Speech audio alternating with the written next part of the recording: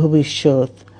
তারা তরুণরা এই যে স্বপ্ন নিয়ে বুকের রক্ত ঢেলে দিয়েছে, সেই স্বপ্ন বাস্তবায়নে করতে মেধা, যোগ্যতা, জ্ঞান ভিত্তিক গণতান্ত্রিক বাংলাদেশ গড়ে তুলতে হবে।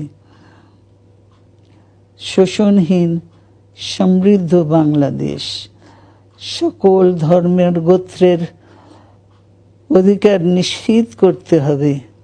শান্তি,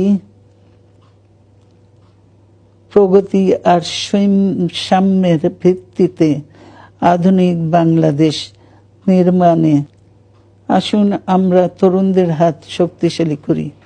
ধ্বংস নয়, প্রতিশোধ নয়, প্রতিহিংসা নয়, ভালোবাসা, শান্তি ও জ্ঞান ভিত্তিক সমাজ গড়ে তুলি।